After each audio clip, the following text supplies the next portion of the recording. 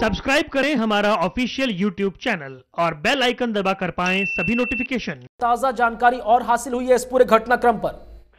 देखिए, जो एनडीआरएफ के डीजी हैं वो भी केरल के लिए रवाना हो गए हैं और जो खबर हमारे पास आ रही है उसके मुताबिक केरल के सीएम जो हैं उन्होंने भी रेस्क्यू ऑपरेशंस को तेज करने के आदेश दे दिए हैं और इस हिसाब से वहां पर रेस्क्यू और वो सब चीजें जो वहां पर जो एक प्रोसेस होता है वो वहां पर चल रहा है। लेकिन जो खबर ये एक आ रही है कि इस तरह से इतना ट्रेजिक इंसिडेंट वहां पे हुआ है, एक्सीडेंट ये जो उसको बोलेंगे हादसा हुआ है, इसमें काफी लोगों के मारे जाने की भी खबर है। लेकिन अभी जो है सूचना हमारे को वहां से मिल रही कालीकट से, उसमें ये कि जो घायल हैं उन्हें पास के अस्पताल में ले जाया गया है और इसमें जैसे आपको पहले बताया कि पायलट और को पायलट इन दोनों की डेथ हो गई है।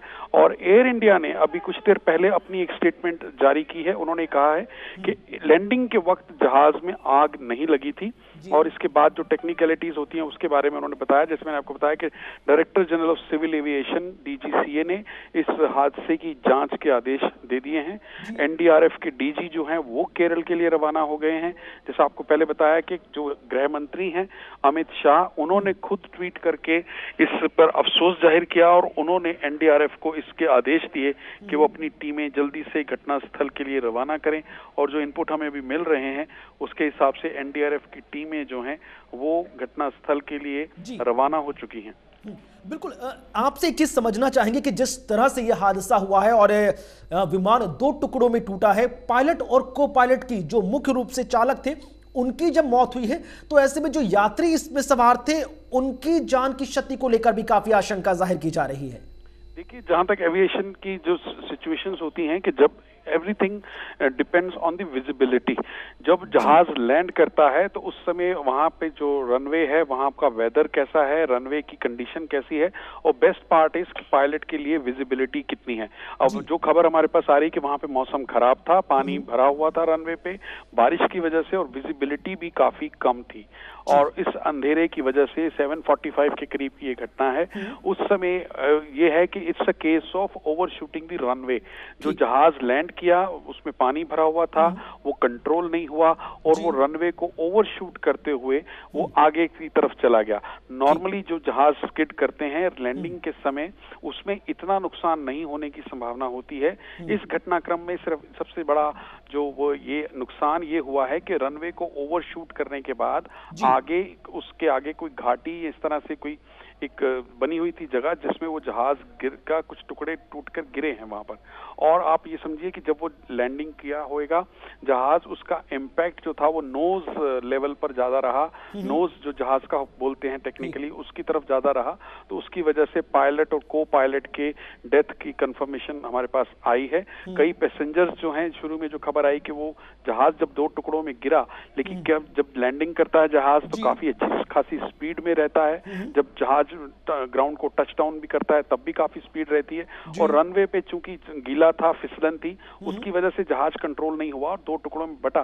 तो जो पहले खबर आई कि उसमें काफी पैसेंजर्स को बोला गया कि वो लापता हैं, क्योंकि लापता होने से कुछ तो रनवे के आसपास गिरे होंगे और कुछ वो जो घाटी का जो हिस्सा हम बता रहे हैं वहां पे गिरे होंगे। तो रेस्क्यू ऑपरेशंस अभी जारी है। तो टोटल जो हमारे पास एक ब्रेकअप आया है कुणाल, चल रहा है, डीजीसीए की तरफ से बयान भी सामने आ चुका है कि हर संभव स्तर पर कोशिश की जा रही है। नवीन शर्मा जी, आप हमारे साथ लगातार संपर्क में बने रहें, आपसे आगे भी चर्चा की जाती रहेगी। तो लगातार बड़ी खबर से आपको अपडेट करा रहे हैं, जहां पर केरल के कोझिकोड में जो एयरपोर्ट है वहां पर एयर इंडिया का विमान हादसे का शिकार हुआ है।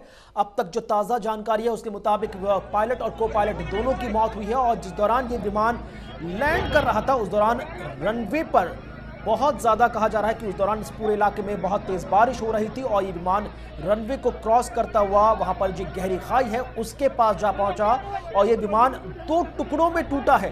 पायलट और को पायलट की यहां पर मौत हुई और 50 से 60 यात्री हैं जो लापता बताए जा रहे हैं, जबकि काफी भारी संख्या में लोग ऐसे हैं जो गंभीर रूप से घायल हैं।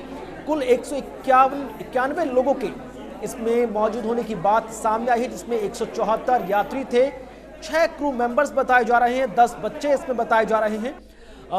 जो हेल्पलाइन नंबर है वो जारी किया जा चुका है, 3 हेल्पलाइन नंबर यहां पर जारी किए जा चुके हैं। वंदे भारत मिशन के तहत ये विमान दुबई से भारत आ रहा था और इसी के चलते ये पूरी जो लिस्ट है इसमें जो मौजूद यात्रियों की वो जारी की जा चुकी है। गृह मंत्री अमित शाह ने भी यहां पर घटना पर दुख जाहिर किया है।